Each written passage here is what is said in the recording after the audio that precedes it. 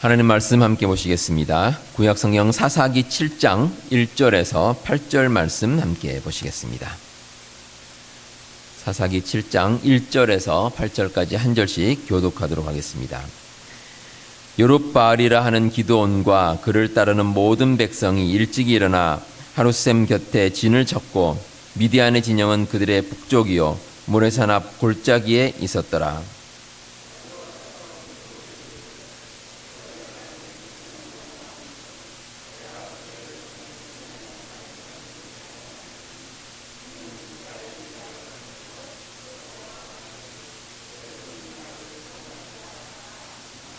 이제 너는 백성의 귀에 외쳐 이르기를 누구든지 두려워 떠는 자는 길라산을 떠나 돌아가라 하라 하시니 이에 돌아간 백성이 22,000명이요 남은 자가 10,000명이었더라.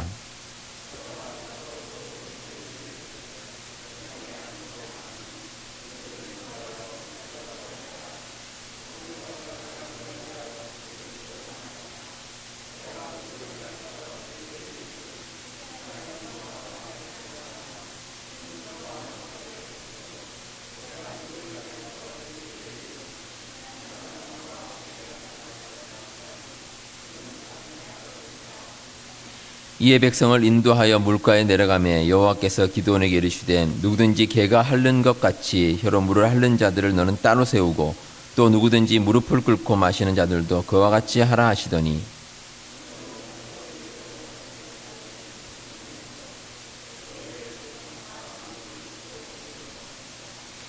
여호와께서 기드온에게 이르시되 내가 이 물을 핥아 먹은 300명으로 너희를 구원하며 미디안을 내 손에 넘겨주리니 남은 백성은 각각 자기의 처소로 돌아갈 것이니라 하시니 이에 백성이 양식과 나팔을 손에 든지라. 기드온이 이스라엘 모든 백성을 각각 그의 장막으로 돌려보내고 그 300명은 머물게 하니라. 미디안 진영은 그 아래 골짜기 가운데에 있었더라. 아멘. 제가 흥미롭게 봤던 영화 가운데 제목이 300이라는 그런 제목의 영화가 있었습니다. 나온 지 꽤 오래된 그 영화인데 그 고대 페르시아 전쟁을 배경으로 하고 있습니다. 페르시아가 오늘날의 그 그리스 지역을 공격을 합니다. 당시 이제 그리스의 도시국가 가운데 하나였던 스파르타에서 아주 용맹한 전사 300명을 소집합니다. 그리고 엄청나게 많은 페르시아 군대와 맞서서 싸웁니다. 페르시아는 원래 그 남자들을 기를 때 아주 용맹하게 훈련시키는 것으로 아주 유명합니다. 그래서 보통 스파르타죠. 죄송합니다. 스파르타. 스파르타가 그렇게 이제 용맹하게 훈련시키기 때문에 그 보통 무슨 교육이라 그러죠? 예, 스파르타식. 강하게 훈련시키는 걸 스파르타식 교육이다. 이렇게 이제 이야기를 합니다. 오늘 말씀에도 이 스파르타가 뽑은 300명과 같은 숫자, 똑같은 숫자의 용사들이 나옵니다. 기드온이 미디안과의 전쟁을 위해서 뽑았던 군사들입니다. 자, 이 300명을 통해서 하나님께서 그 미디안의 군사들과 전쟁을 벌이게 하십니다.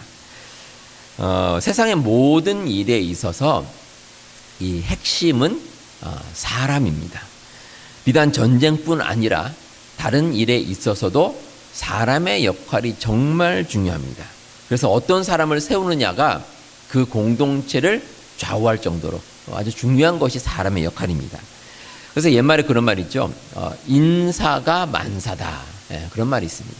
그러니까 사람을 적재적소에 잘 쓰고 잘 세우는 일이 정말 중요하다라는 뜻입니다. 그래서 보통 이런 기업에서도 보면은 뭐 인사관리팀이 있어서 사람을 세우는데 참 노력을 많이 합니다. 한국의 어느 기업은 그 캐치프레이즈가 이렇습니다. 사람이 미래다. 이런 이제 캐치프레이즈를 세우고 있는데 그만큼 사람의 역할이 참 중요합니다. 하나님께서도 이 사람을 통해서 역사를 이루어 가십니다. 그러니까 하나님께서는 물론 하나님 스스로 모든 것을 하실 수 있는 능력이 있습니다. 그럼에도 하나님께서는 사람을 세워서 그 역할을 감당하게 하십니다. 그리고 사람을 통해서 모든 역사를 이루어 가십니다. 그러면 하나님께서는 사람을 어떻게 세우시고 또 어떻게 사용하시는가. 자, 오늘 함께 보신 말씀의 배경은 이스라엘의 사사시대입니다. 이 사사시대가 어느 시대냐면 그 이스라엘의 왕이 있기 전에 하나님께서는 이제 사사들을 지도자로 세우셨습니다. 그래서 사사들로 하여금 이스라엘을 인도하게 그렇게 만드셨습니다. 근데 이스라엘 백성들이 그 당시에 하나님의 말씀을 잘 순종하지 않았습니다. 그래서 하나님의 말씀 순종하지 않는 것 가운데 하나님께서 이제 그 벌을 주시죠. 벌을 내리셔서 이스라엘 백성들이 이방 민족의 지배를 당하고 또 그러다가 하나님께 호소를 하면 하나님께서 사사를 보내셔서 다시 이스라엘 백성들을 세워주시고 그러다가 또 하나님을 배신하고 이렇게 하나님께 순종하고 배신하는 이런 일이 이제 반복이 됐습니다. 오늘 본문에서 이스라엘은 이 미디안이라는 족속에게 지배를 당하고 있었습니다. 그 기간이 한 7년 정도 이제 압제를 당하는 그런 상황이었습니다. 그래서 이스라엘 백성들이 하나님, 우리가 이런 압제에서 벗어나게 해 주십시오 하고 이제 하나님께 간구를 했습니다. 그래서 하나님께서는 이 기드온이라는 이름의 사사를 통해서 이스라엘 백성들을 구원하시겠다 이렇게 약속을 하셨습니다. 자, 이제 기드온이 미디안과 전쟁 준비를 하기 시작합니다. 자, 전쟁을 준비함에 앞서서 가장 중요한 것은 역시 나가서 싸울 군사들입니다. 군사들을 뽑았습니다. 그래서 기드온이 나와 함께 가서 미디안과 싸울 사람은 나를 따르라 이렇게 명령을 하니 3만 2천 명의 군사가 기드온을 따라서 왔습니다. 자, 근데 하나님께서 그 중에서 2만 2천 명을 돌려보냈습니다. 2만 2천 명은 필요가 없다 이렇게 돌려보내고 그럼 몇 명 남았습니까? 3만 2천에서 2만 2천을 빼면 10,000명, 10,000명이 남았습니다.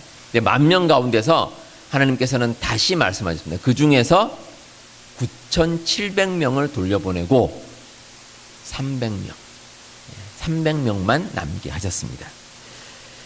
자, 이 300명이 최종적으로 남았는데 이 300명은 너무 작은 숫자입니다. 당시 이제 미디안 족속의 군사가 얼마나 되느냐? 이제 성경에 보시면 13만 5천 명, 13만 5천 명으로 기록이 되어 있습니다. 사실 이런 대군에 맞서서 싸우려면은 뭐 그 정도 비슷하거나 그래도 얼추 어느 정도는 돼야지 맞서 싸울 수가 있습니다. 근데 왜냐하면 고대 사회에서는 이 군사의 숫자가 아주 중요합니다. 왜냐하면 이 무기가 발달되어 있지 않았습니다. 뭐 기껏 무기라고 하는 것이 뭐 칼이라든지 창이라든지 활이라든지 뭐 이런 게 답니다. 그러니까 오늘날로 말하면 뭐 소위 말하는 그 대량 살상 무기가 없습니다. 한꺼번에 많은, 그러니까 적은 아군이 많은 적군을 상대할 수 있는 뭐 그런 무기가 과거에는 없었습니다. 그렇기 때문에 가장 중요한 것은 군사의 숫자입니다.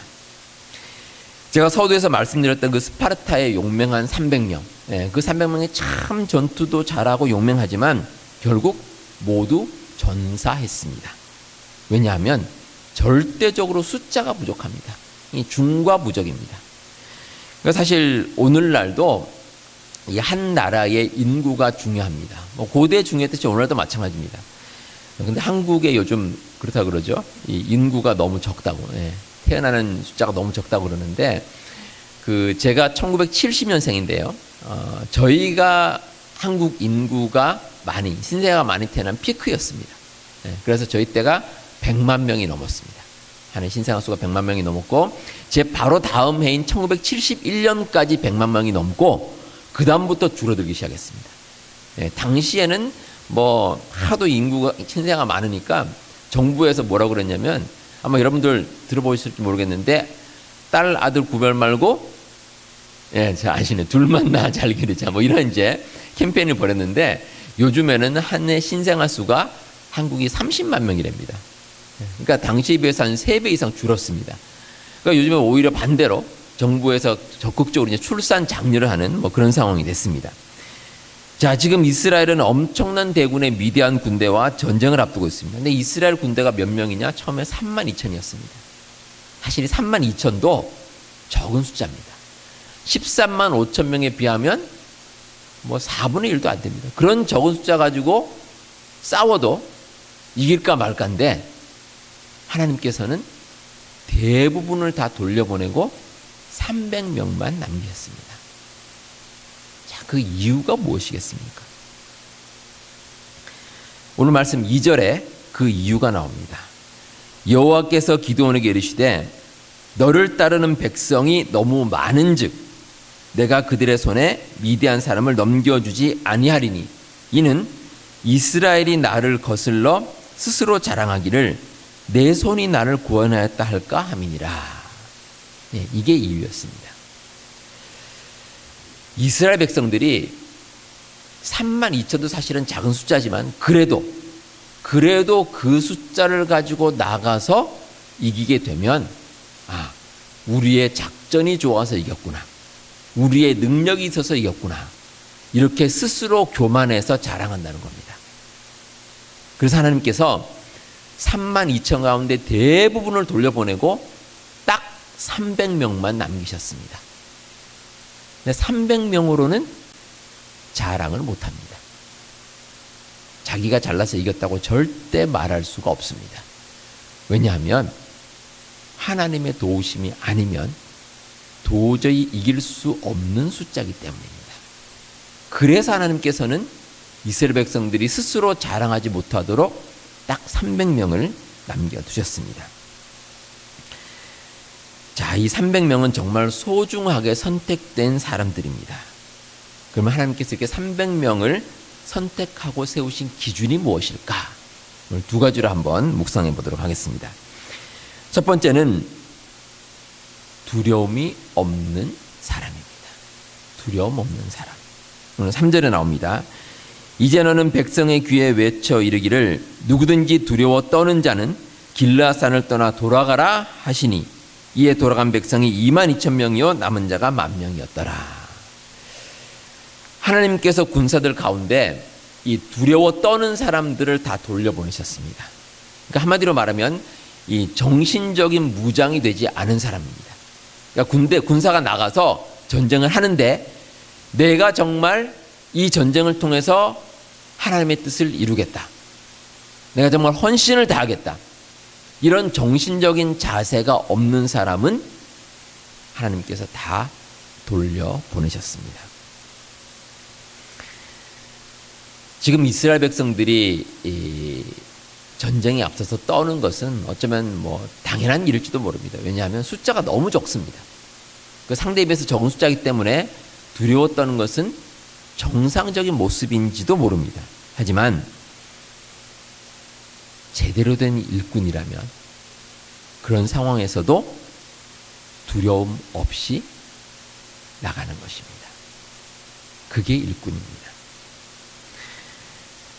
1929년부터 미국의 그 경제 대공황이 불어닥친 적이 있습니다. 이로 인해서 이제 실업률도 아주 높아지고 또 미국 국민들이 당시에 아주 힘겨운 시간들을 보냈습니다. 근데 이 어려움 가운데서 1933년에 프랭클린 루즈벨트가 대통령으로 당선이 되었습니다. 근데 대통령 취임식에서 이 루즈벨트가 아주 후대에 아주 길이 남는 아주 명연설을 했습니다. 그때 이제 루즈벨트가 한 말이 있습니다. 우리가 단 한 가지 두려워해야 할 것은 두려움 그 자체입니다. 이 말을 남겼습니다. 두려워할 필요가 없다는 것입니다. 사회적으로 경제적으로 힘들지만 그래도 두려워하지 말고 담대하게 나가자. 이게 루즈벨트의 연설이었습니다. 두려움이 없는 사람은 정신적으로 맡겨진 일을 감당할 자세가 되어 있는 사람입니다. 특별히 교회 일이 그렇습니다. 우리가 교회에서 여러 가지 일을 감당하는 가운데 정말 우리 마음 가운데 사명이 있고 하나님의 일을 하고자 한다면 그 사람은 두려움이 없는 사람입니다. 그런 사람이 이루어낼 수가 있습니다. 교회의 모든 직분은 하나님께서 세우신 것입니다. 목회자도 그렇고 평신도 지도자도 마찬가지입니다. 저는 목회하는 가운데 그런 생각을 많이 합니다. 하나님께서 나를 세우신 것은 정말 하나님께서 소명을 주신 것이다. 나로 하여금 하나님의 뜻을 이루기 위해서 그래서 세우신 것이다. 그렇기 때문에 필요한 것은 정신적인 올바른 자세입니다. 우리가 살아가면서 어떤 직분을 맡아서 감당할 때 두려움이 생길 때도 있고 나태함이 생길 때도 있습니다. 근데 그런 순간에 정말 중요한 것은 하나님의 강권적인 역사입니다. 우리를 끌고 가시는, 어떤 직분을 맡았을 때, 어떤 일꾼이 세워졌을 때 나를 강하게 끌고 가시는 그 하나님의 말씀, 그 하나님의 인도하심에 우리의 삶을 맡기는 것입니다. 그러면 됩니다. 언젠가 이런 일이 있었습니다. 12월 25일 성탄절이었습니다. 성탄절에 이제 집에서 이제 가족들과 함께 함께 쉬면서 이제 크리스마스를 편안하게 이제 보내고 있었습니다. 근데 전화가 왔습니다. 교회 집사님이셨습니다. 이분은 지병으로 오랫동안 고생을 하시는 그런 집사님이셨습니다. 근데 당시 이제 병원에 입원하고 계셨는데 제가 지금 잠시 방문을 해줄 수 없느냐 이렇게 말씀하셨습니다. 신방 요청을 하신 거죠. 목회를 하다 보면 사실 늘 긴장 상태에 있습니다. 언제 어떤 일이 생길지 모르니까 항상 이제 긴장하고 그렇게 살아갑니다. 그러니까 쉬는 날이라는 개념이 잘 없습니다. 그래서 언제든지 전화가 오거나 어떤 일이 생기면 달려가야 되니까 항상 그런 마음을 가지고 목회를 합니다. 때로는 이제 제가 어디 멀리 떠나 있어도 그래도 교회 생각이 납니다. 문득문득 교회 목회 생각이 날 때가 있습니다. 그래도 크리스마스는 좀 그랬습니다. 크리스마스 날이라서 집에서 쉬고 있는데 제가 그 전화로 이제 신방 요청을 받는 순간에 솔직히 말씀드리면 좀 성가시다는 생각이 들었습니다. 왜 굳이 이 성탄절 날 신방을 와달라고 할까? 잠시 그런 생각이 들었지만 곧 마음을 고쳐 먹었습니다. 왜냐하면 하나님께서 제 마음 가운데 그래도 그분에게 가서 하나님 말씀 나누고 예배하고 신방하는 것이 기쁜 일이고 중요한 일이다라는 것을 저희 마음 가운데 말씀해 주셨기 때문입니다. 그 제가 이제 양복을 갖춰 입고 그리고 이제 병원으로 출발을 했습니다. 근데 제가 병원으로 가는데 그 하이웨이를 타고 가는데 하이웨이가 엄청나게 막히는 겁니다. 보통 이제 크리스마스 이제 성탄절 날은 길이 한산합니다. 차가 별로 없죠. 여러분 아시겠지만 길에 차가 거의 없습니다. 그런데 차가 그렇게 막히는 겁니다. 그러니까 알고 보니까 큰 교통사고가 났습니다. 그래서 아예 하이웨이 자체를 막아버렸습니다. 막아버리니까 당연히 그 뒤에 차가 쫙 밀리고, 그러니까 한 대씩 이제 로컬로 빠져나가는데 계속 로컬도 막히는 거죠.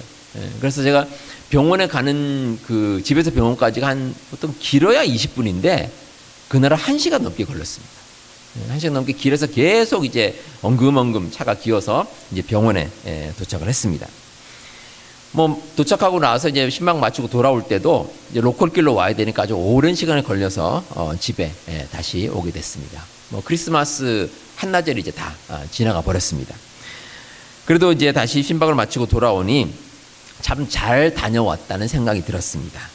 그분이 지병으로 오래 고생하셨는데 참 외로우셨습니다. 근데 그분과 이제 성경 말씀을 함께 나누고 또 위로도 해드리고 또 이것저것 이야기도 함께 나누는데 참 좋은 시간을 가졌습니다. 성탄절에 잘 쉬지도 못하고 또 차가 막혀서 고생을 했지만 그래도 신방 마치고 돌아왔는데 참 뿌듯하고 또 좋은 마음이 저에게 들었습니다. 그런데 제가 신방했던 그 집사님이 바로 다음날 아침에 세상을 떠나셨습니다. 제가 크리스마스 날 본 그 집사님의 모습이 이 세상에서의 마지막 모습이었습니다. 그리고 제가 그 신방 가서 드린 예배가 본의 아니게 임종 예배가 되었습니다. 그때 저는 하나님께 참 감사했습니다. 저에게 그런 귀한 기회를 주신 것에 감사했고 또 마지막으로 그 집사님과 나누는 시간을 갖게 허락하여 주신 것에 대해서 감사를 드렸습니다. 무엇보다 목회자로서 또 하나님의 일꾼으로서 어떤 마음을 가져야 하는지 다시금 알려주신 것에 대해서 감사를 드렸습니다. 우리 성도 여러분, 오늘 2부 예배 후에 안수 집사님과 권사님 선출을 위한 공동예배가 있습니다. 모든 직분은 하나님께서 주시는 것입니다. 하나님께서 직분을 주셨다면 다 이유가 있습니다. 특별히 중요한 것은 하나님 음성에 귀를 기울이고 또 두려움 없이 그 직분을 감당해 나가는 것입니다. 우리 성도 여러분, 이 사실을 기억하시고 우리에게도 하나님께서 뜻을 주셨다면 그 뜻에 따라서 두려움 없이 담대하게 살아갈 수 있는 우리 성도님들 다 되시기를 바랍니다. 또 한 가지, 하나님께서 일꾼을 세우시는 또 하나의 자격 조건은 능력을 갖춘 지혜로운 사람입니다. 오늘 말씀에서 4절로 7절에 보시면 하나님께서 한 가지 시험을 하십니다. 어떤 시험을 하냐면 이스라엘과 군사들을 다 데리고 가서 물가에 가서 물을 마시는 모습을 본 겁니다. 어떻게 마시느냐? 두 종류입니다. 한 종류는 손으로 떠서 이렇게 마시는 사람이 있고 또 한 사람은 그냥 물가에 엎드려서 이렇게 마시는 사람이 있습니다. 근데 하나님께서는 손으로 물을 떠서 이렇게 핥아서 마시는 사람 300명을 선택을 하셨습니다. 이유가 있습니다. 손으로 물을 떠서 핥아서 마신다는 것은 경계하는 자세입니다. 경계하는 자세. 그러니까 누군가 적군이 침입했을 때 내가 그렇게 물을 떠서 손으로 마시면서 누군가를 경계하는 그 자세가 몸에 배인 겁니다. 그래서 그 사람들을 300명으로 택하셨습니다. 그냥 물에 엎드려서 마시는 사람은 본능에 충실한 사람입니다. 그냥 목이 마르니까 후다닥 가서 아무 생각 없이 그냥 물에 엎드려서 물을 벌컥벌컥 마시는 겁니다. 근데 이런 사람은 전쟁에 나가서 제대로 역할을 감당할 수가 없습니다. 그렇게 못합니다. 왜냐하면 자기의 생각대로 하기 때문에 군사로서 어떻게 해야 될지 제대로 모든 것을 수행해낼 수가 없기 때문입니다. 군사는 군사로서 갖추어야 할 능력이 필요합니다. 특별히 하나님의 일을 하는 하나님의 군사는 사탄 마귀의 권세를 이겨낼 수 있어야 합니다. 사탄이 얼마나 간교하고 집요한지 모릅니다. 특별히 이 하나님의 일꾼으로 세운 사람을 얼마나 심하게 공격하는지 모릅니다. 그래서 예수님께서도 마태복음 10장 16절에서 이렇게 말씀하십니다. 보라, 내가 너희를 보냄이 양을 이리 가운데로 보냄과 같도다. 그러므로 너희는 뱀과 같이 지혜롭고 비둘기같이 순결하라. 자, 비둘기처럼 순결하라라는 것을 이해를 하겠는데 뱀과 같이 지혜로우라. 이게 무슨 뜻이겠습니까? 이 뱀은 사탄을 상징합니다. 그러니까 적어도 사탄 정도까지는 너희들이 지혜로워야 사탄과 맞서서 싸울 수가 있다는 것입니다. 그만큼 우리에게 하나님께서 지혜를 주시고 그 지혜 가운데 맞서 싸울 수 있는 능력이 있어야 그 일을 감당할 수 있다는 것입니다. 사탄의 공격은 그냥 대충 해서는 막아낼 수가 없습니다. 하나님께서 주시는 지혜와 능력이 반드시 필요합니다. 그 하나님의 군사로서 그 지혜와 능력을 대표하는 구절이 있습니다. 에베소서 6장에 보시면 그 하나님께서 주시는 지혜와 능력을 전신갑주라는 말로 표현을 합니다. 진리의 띠, 의의 호심경, 복음의 신발, 믿음의 방패, 구원의 투구, 성령의 검, 이런 것을 가지고 대적 마귀의 사탄에 맞서서 싸우라는 것입니다. 하나님께서 우리에게 지혜를 주시고 능력을 더하여 주십니다. 우리 사랑하는 성도 여러분, 하나님의 일꾼은 하나님께서 세워주십니다. 그리고 하나님의 방법으로 훈련시켜 주십니다. 그 일꾼은 두려움이 없는 마음으로 나아가는 사람입니다. 또 맡겨진 사명을 감당할 수 있는 능력을 가진 지혜로운 사람입니다. 우리 이러한 일꾼을 우리가 오늘 세우려고 합니다. 이 모든 과정에 정말 하나님께서 함께 하시고 또 우리 성도님들 이를 위해서 기도해 주시기 바랍니다. 정말 우리 아가페 교회가 그 모든 일꾼을 통해서 더욱더 든든히 세워질 수 있도록 여러분들 기도해 주시고 또 함께 하시는 모든 성도님들 다 되시기를 바랍니다. 기도하겠습니다.